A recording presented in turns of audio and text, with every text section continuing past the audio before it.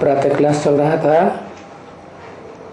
26/8/1967 शनिवार को 9वें पेज के मध्यार्ध में बात चल रही थी। बाप कहते हैं कि मैं ऑर्डिनेंस निकालता हूं कि माम एकम याद करो। तो तुम अगर मेरे को याद करेंगे तो सब गोरे बन जाएंगे, आत्माएं सब प्योर बन जाएंगी। तो कितनी सहज, बिल्कुल सहज बात बतलाते हैं।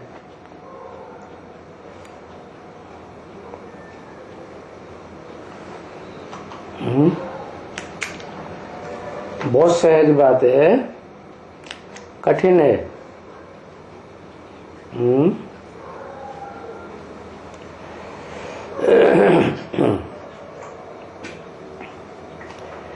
कठिन तो तब होती है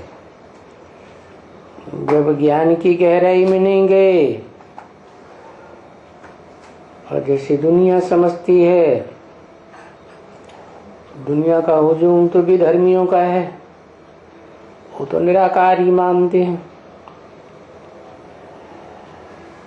तो निराकार मान करके सहज कैसे है याद करना। समझते हैं ब्रह्मा के तन में निराकार आया है, तो वो कहता है मुझे याद करना बहुत सहज है, माँ में एकम याद करो। तो हम एक ही बिंदी को तो याद करते हैं। पता कैसे चलेगा कि वो एक ही बिंदी है, वो ही शिव बाप है। तो बिंदी बिंदी तो सभी बिंदी, प्राणी मात्र की आत्माएं बिंदी है, मनुष्य मात्र की तो क्या। सहज तब है जब ये जान लें गहराई में क्या कि वो जो बाप का पार्ट है, जो ज्ञान का बीज बोने वाला है आदि में और अंत में वर्षा देने वाला है, मुक्ति जीवन मुक्ति का वर्षा देने वाला है, यही देने वाला है इसी जन्म में, अगले जन्म में नहीं। बोलते तो है ना तुम्हारा जन्म सिद्ध अधिकार है, बाप से जन्म लिया तो अधिकार जन्म सिद्ध हो गया जन्म लेने से ही। तो उस बाप को प्रैक्टिकल में पहचानने की बात है कि कौन सा बाप है जो वर्षा देने वाला। माँ से तो वर्षा नहीं मिलता, ये ब्रह्मा तो माँ है, इनके मुख से तो ज्ञान की लोरी सुनाते हैं। वो तो गीता ज्ञान है, गीता ज्ञान की गहराई तो अमृत तो नहीं है। तो ज्ञान की गहराई में जाएंगे, मनन चिंतन मंथन करेंगे तो पहचान लेंगे कि जरूर यज्ञ के आदि में जो ज्ञान का बीज डालने वाला था, दादा लेखराज ब्रह्मा के अंदर भी बीज जिसने डाला था वो ही बाप है। तो सहज हो जाएगा। तो कहते हैं उसे याद करना तो बिल्कुल सहज। भले शरीर छोड़ दिया यज्ञ के आदि में, तो भी तो बाप कहते हैं कि जो यज्ञ में ज्ञान में चलते चलते शरीर छोड़ते हैं, दोबारा जन्म लेके आते हैं। और बोला भी है मुरली में, कोई 20 कोई 25 वर्ष के हो गए होंगे तो स्पेशल बच्चे होंगे, तभी तो उनकी उम्र याद रखी, ऐसे थोड़े याद रखेंगे। लेकिन बुद्धि नहीं चलती ज्ञान की गहराइयों में, बस गोरा चिट्ठा लंबा चौड़ा ब्रह्मा बाबा ही याद आता है। चलो बच्ची जो है, तभी बाप एक दिन कहते हैं कि मैं कितना समझाता हूं, मुरलियों में समझाता हूं कि नहीं, और कितना समझाऊं। अरे एक ही बात मुख्य है, इतनी ढेर सारी बातें समझाई, उनमें करके तो देखो कोई बात। अरे इतना समझाया तो उनमें से कुछ तो करके देखो। अभी कुछ करके देखो तो जाकर हुसैन को जाके नहीं समझाना। क्यों? एक तो वो उनको ऊंची गद्दी मिली हुई है, दूसरे वो मुसलमान धर्म की आत्मा है।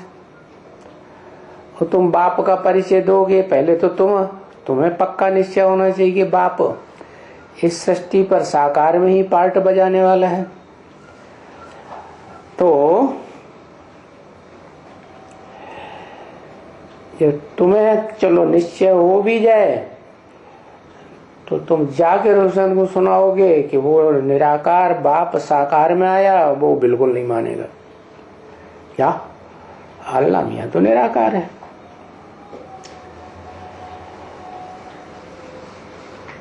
तो कोई ने चिट्ठी लिख करके पूछा था, जरूर बाबा को नाम नहीं याद आया कि चिट्ठी लिख करके किसी ने पूछा था कि जाकिर हुसैन को जाके ज्ञान सुनाओ। अरे जरूर जिसने चिट्ठी लिखी होगी वो जाकिर हुसैन जहाँ रहता होगा, मुख्य गद्दी जहाँ होगी वहीं का होगा, दिल्ली का ही होगा। बाबा की बुद्धि नहीं चली। हाँ, लिख के पूछा था जरूर कि यहीं पूछा था या कहाँ पूछा था, पता नहीं, सेमिनार में पूछा था। तो किसी ने कहा सुंदरलाल ने पूछा था। पटेल नगर का सेंटर है ना, तो वहां के मुख्य भाई हैं सुंदरलाल, जिनको गंधर्वी विवाह करने के लिए परमिशन दे दी थी। तो उनकी युगल सेंटर चलाती थी और वो सेंटर में वो भी रहते थे।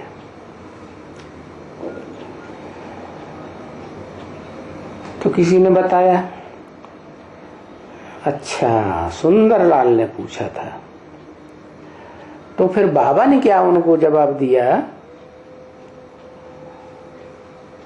कोई था उस समय जब बाबा ने जवाब दिया? कोई है यहाँ? तो किसी ने कहा कि उस समय आपने जवाब दिया था कि जा सकते हैं। तो अभी मना किसने किया? जाकर वहां हुसैन के पास नहीं जाना। बाबा से तो अचानक पूछा तो ब्रह्मा बाबा ने कह दिया जा सकते हैं। लेकिन शिव बाबा तो हिसाब से बताएंगे, अभी वो नहीं आने वाले। एक तो सबसे बड़ी बात क्या, क्यों नहीं सुनेगा?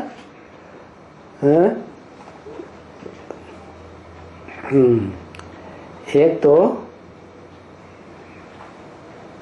मुसलमान है, चलो। दूसरी बात, ऊंची गद्दी मिली हुई है। जिनको ऊंची गद्दी मिली हुई होती है वो अपनी गद्दी के नशे में रहते हैं। तो बाबा ने कहा अच्छा ये बोला जा सकते हैं। तो अभी देखें समाचार आते हैं, पता नहीं वहां हो या ना हो। सुंदरलाल का बाबा को याद भी नहीं रहा क्या पटेल नगर में सेंटर चला था, पर होगा जरूर शायद। अरे पर किसको भी, कोई भी बड़ा आदमी हो, अरे वो जो बड़ी मस्जिद है ना वहां, बाबा को नाम नहीं याद आया बड़ी मस्जिद का। कौन सी बड़ी मस्जिद? बाबा को याद आई होगी। दिल्ली में बड़ी मस्जिद है, जामा मस्जिद। तो कोई ने कहा जामा मस्जिद, जामा मस्जिद, बहुत मस्जिदें हैं ना। अरे वहां जाकर के भी उनसे टाइम लेकर के कि आज रखड़ी बंधन है, हम उनसे मिलना चाहती हैं। यहाँ का बड़ा है ना, वो तो जो समझू होता है, जानते हैं, पूछ करके पीछे तो जाते हैं ना। हम आए हैं रखड़ी बंधन के लिए, और रखड़ी का क्या है, रखड़ी की हिस्ट्री क्या है रक्षाबंधन की, वो मैं तुमको समझाऊं। है ये कहां से ये परंपरा शुरू हुई रक्षाबंधन की, रखड़ी बांधने की? तो समझो होगा तो समझाएगा कि शिव बाप जब आया था तो ये पवित्रता की रक्षा का सूत्र में बांधा था। है कब बांधा था? जब नई षष्ठी शुरू हुई थी तो वो अल्लाह ताला ने, खुदा ने आकर के खुद ही पवित्रता की बुद्धि में, बुद्धि रूपी हाथ में ये रक्षा सूत्र बांधा था। सूत्र क्यों बांधा था? धागा क्यों? इसलिए कि धागे में लेकर के ही वो रक्षा बांधी जा सकती है। तो मैं तुमको समझाऊं, तुमको भी ये बात समझने का हक है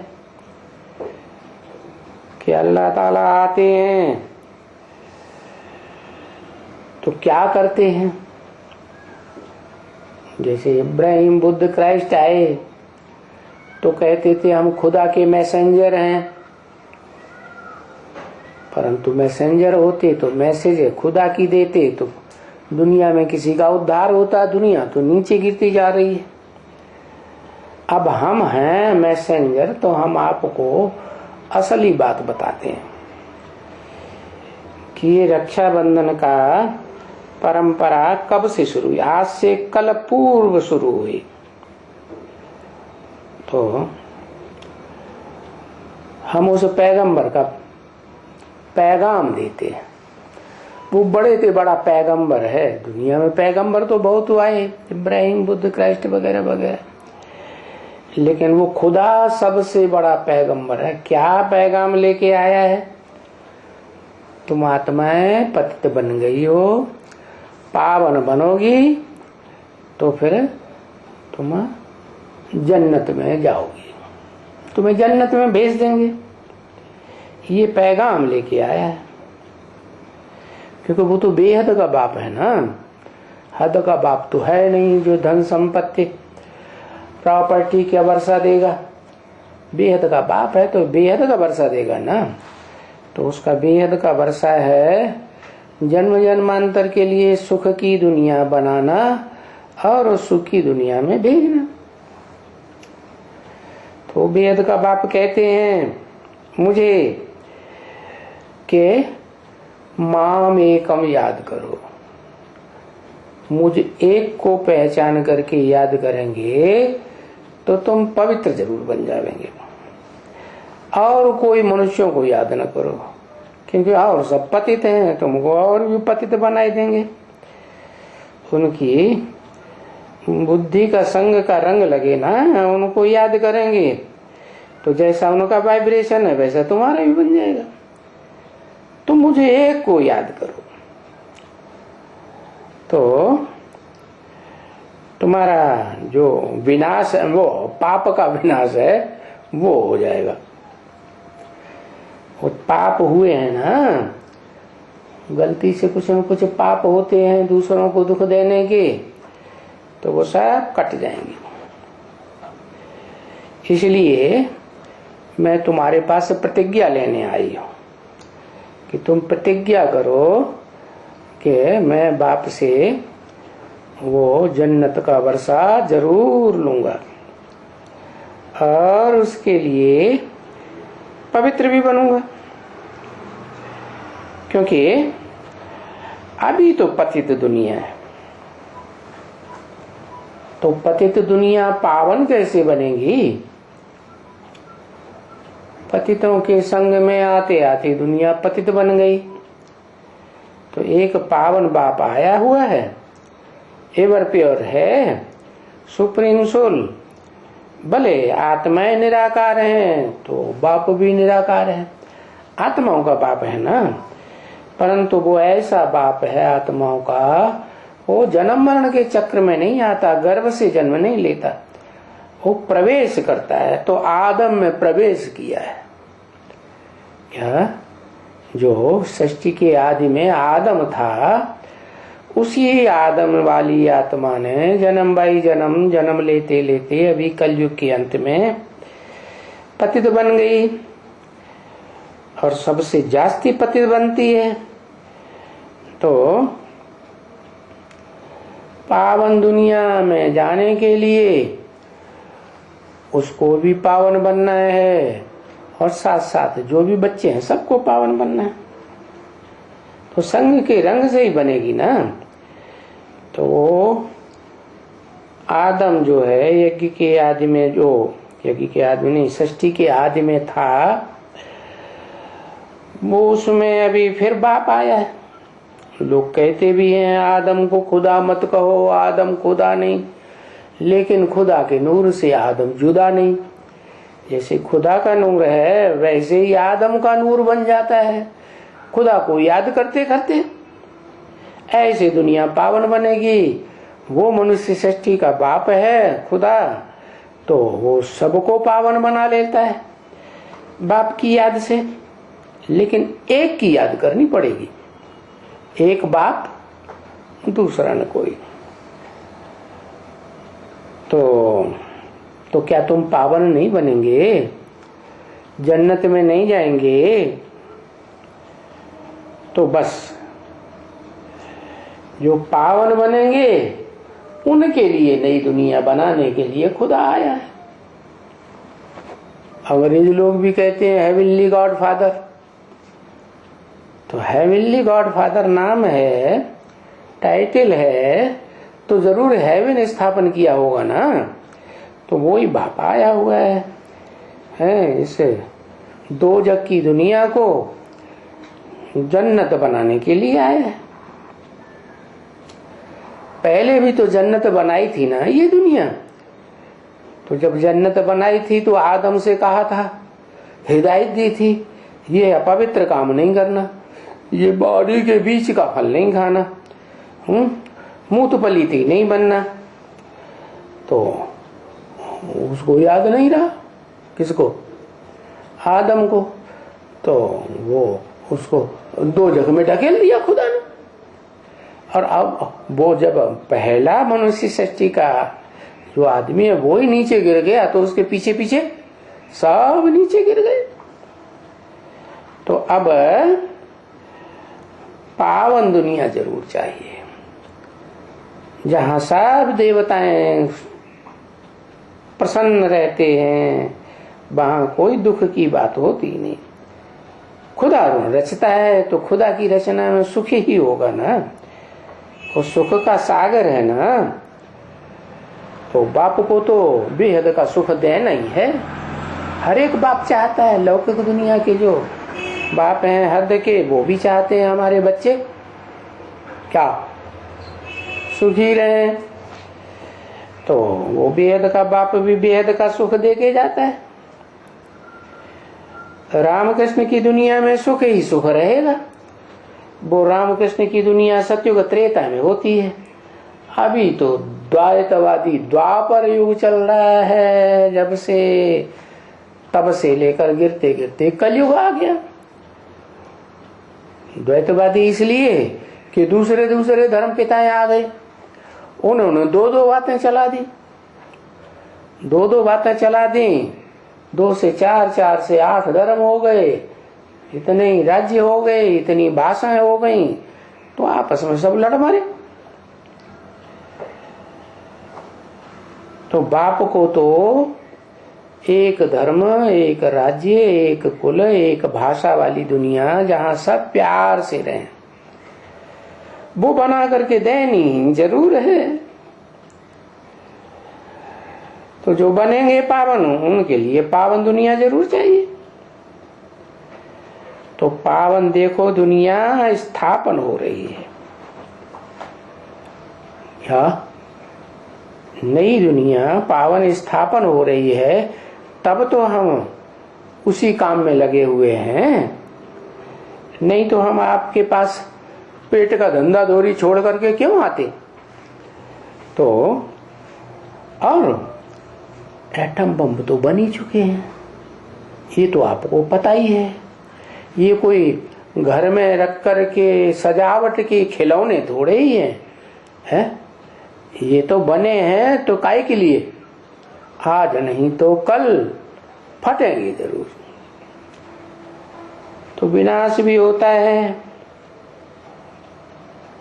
जब तक पुरानी दुनिया का विनाश नहीं होगा तो नई दुनिया आएगी कैसे। क्योंकि ये तो सब जानते हैं कि जो खुदा जन्नत में नई दुनिया बनाता है, वो जन्नत की दुनिया में सब तो नहीं जाएंगे, सब तो पवित्र नहीं बनेंगे। तो जो पवित्र बनते हैं उनके लिए फिर ये विनाश भी चाहिए। इस पतितों की दुनिया का विनाश होगा, जो हुजूम के हुजूम है इस दुनिया में। और जो देवता बनेंगे पावन, वो पावन दुनिया थी जिसको गोल्डन एज कहा जाता है। अभी तो ये दुनिया आयरन एज है। क्या फर्क है आयरन एज, आयरन में और गोल्डन में। गोल्डन की कीमत बहुत होती है, गोल्ड की, और लोहे की कीमत तो उतनी नहीं हो सकती। तो तुमको क्या गोल्डन एज में नहीं जाना है जो बाप आकर के गोल्डन एज की दुनिया बनाए रही हैं। तुम खुदा के पास नहीं जाना चाहते हो, नहीं जाना चाहते हो, नहीं जा सकेंगे। और नहीं जा सकेंगे तो तुम्हारी आत्मा पवित्र नहीं बनेगी। अरे ये जाकर के बताओ उनको कि वो जो मुल्ला है ना, वो मुल्ले भी उनके चरणों में गिरेंगे। क्योंकि मुल्ला लोगों को भी पता नहीं है हमारा नाम मुल्ला क्यों है। मूत और ला, क्या ऐसी उल्टी उल्टी समझानी लोगों को दे दे के करके उन्होंने सारी दुनिया मुतपलिती बनाई दी। तो वो मुल्ला भी आपके पांव पड़ेंगे, क्या जिन्होंने ढेर सारे प्रवचन दे दे करके लोगों को नीचे गिराया। कहते हैं ना खुदा जर्रे जर्रे में है। अरे खुदा जर्रे जर्रे में क्यों पांव के नीचे आएगा, कण कण में। खुदा तो सबसे ऊंचा है ना। जो आत्मा निराकार है वो भी तो इस शरीर में अंदर सबसे ऊंची स्टेज में रहती है ना। दो आंखों के बीच में, भ्रुकुटी के बीच में भारतवासी माताएं आज भी बिंदी लगाती हैं, पुरुष लोग टीका लगाते हैं। तो भारतवासियों को पता है कि भारत में ही तो जन्नत स्थापन होती है। आप भी भारत के राष्ट्रपति हैं, तो आप मानेंगे तो आपके पीछे पीछे ढेर के लोग निकलेंगे। तो यहाँ से जो जाते हैं वो तो मुल्लों के चरणों में गिरते हैं। क्या ये वजीर और ये अमीर लोग ये फलाने मुल्लों के चरणों में जाते हैं ना। तुम्हारे ऊपर, तुम बच्चों को पता है कि तुम्हारे ऊपर, माताओं के ऊपर तो गिरेंगे ही, परंतु हिम्मत चाहिए उनको समझाने की। क्या डरपोक नहीं बनना है, अरे ये मुसलमान है ये तो हमको भी ले डूबेंगे। है हिम्मत चाहिए, अकल चाहिए उन्हें समझाने की, विशाल बुद्धि चाहिए। है विशाल बुद्धि क्या करेगी, जो जो बातें हैं समझाने की, उन समझाने की बातों को गहराई में ले जाके समझाएंगे तो उनकी बुद्धि में बैठेगा। बुद्धि बेहद की चाहिए, हद की दुनिया की बुद्धि नहीं चाहिए। बाकी जो आपस में लड़ते झगड़ते हैं, मरते रहेंगे, वो क्या ये सर्विस कर सकते हैं? हाँ, जिनका पूरा योग ही नहीं शिव बाबा के साथ, उनकी बुद्धि पारस बुद्धि कैसे बन सकती है? क्या पारस बुद्धि किनकी बनेगी? जिनका बाप एक बाप दूसरा न कोई, ऐसा बुद्धि योग बन जाए। नहीं तो ये कौन आया है, कौन हमको पढ़ाते हैं, कितनी इनकी पढ़ाने वाले की, सुप्रीम टीचर की परवाह रखी है? कोई की भी, किसी की भी बुद्धि में अच्छे से नहीं बैठता। वो थोड़ा ही समझते हैं दुनिया वाले कि ये ब्रह्मा कुमार कुमारियां पवित्र रहते, इन्होंने दुनिया से संन्यास किया हुआ है। क्या ये तो गृहस्थी वाली दुनिया, जो गिरिहस्ती वाले बन गए, वो तो खलास होनी ही होनी है। और जो गृहस्थी नहीं भी है, गृहस्थी को छोड़ छाड़ करके सन्यासी बन गए हैं, उनको भी समझाओ। क्या कि घर बार छोड़ने की बात नहीं है, हाँ? भगवान तो कहते हैं घर बार में रहते रहते बुद्धि से मेरे को याद करो और सबको, घर बार के जो मित्र संबंधी हैं उन सब को भूल जाओ। समझो क्या कि मैं आत्मा निराकार हूं, मैं देह नहीं हूं। ऐसे थोड़े ही कि स्त्री मर गई तो फिर उसको नहीं बांध सकते हो। किसको? मरने वाले को कोई बांध के रख सकता है? नहीं। तो न स्त्री मर गई तो बस घर घाट छोड़ करके जंगल में चले सन्यासी बन गए। जैसे तुलसीदास ने लिखा, नारे मुई घर संपत्ति नासी। नारी मर गई और घर की संपत्ति बाल बच्चों ने बर्बाद करना शुरू कर दी। मूड मुड़ाए भय सन्यासी। या कोई का पति मर गया है तो पति को कोई बांध सकता है मरने वाले को? नहीं।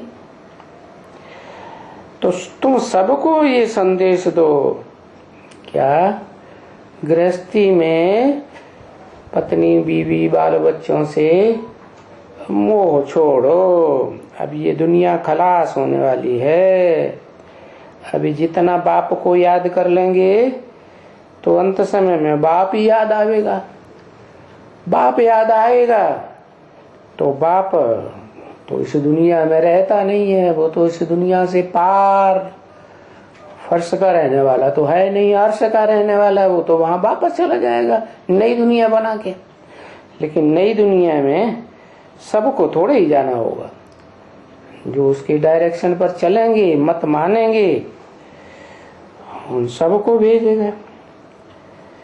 इसमें सब समझ चाहिए, बुद्धि चाहिए। मीठी मीठी रूहानी बच्चों के प्रति बाप दादा का याद प्यार। Good morning. ओम।